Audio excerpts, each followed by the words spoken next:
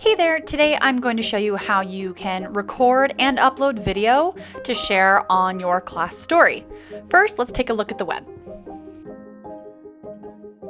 When I go to my class, I'll select Class Story at the top.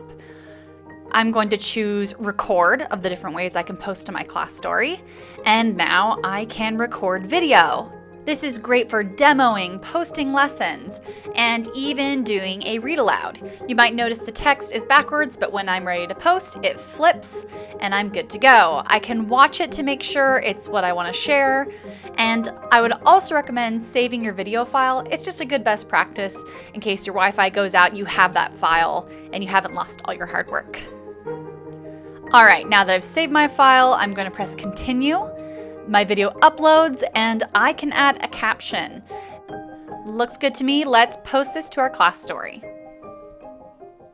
This is great for sharing things with your class, but you can also do this school-wide by heading back out into your school. When you post to the school story, every family in your school can see that post. It's a great way to share updates and other information with your entire school community. Now let's hop over to the app to learn how to upload pre-recorded video.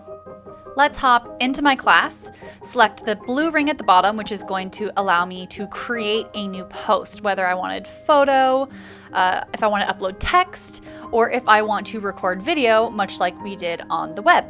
However, on the app, I can also flip my camera so I can video both ways.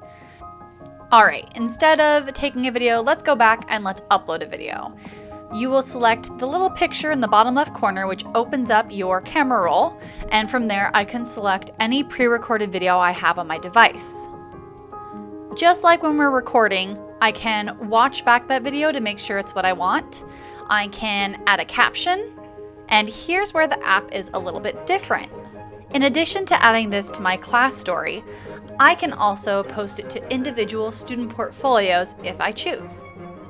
Now, just like we did on the web, we can also post videos to our school story. So let's head out, go to our school, and you'll see that there's already some things posted here.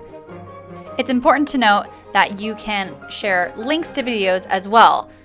Currently, the max limit for video upload is 8 minutes, which is about the attention span of most of our kiddos. But if you have longer videos to share, you might consider saving them to a Google Drive and then sharing the link to that Google Drive on your class or school story.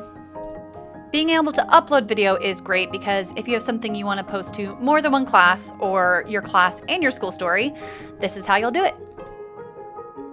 For more helpful videos, articles, and more, check out the help desk at classdojo.zendesk.com and classdojo.com/remote learning.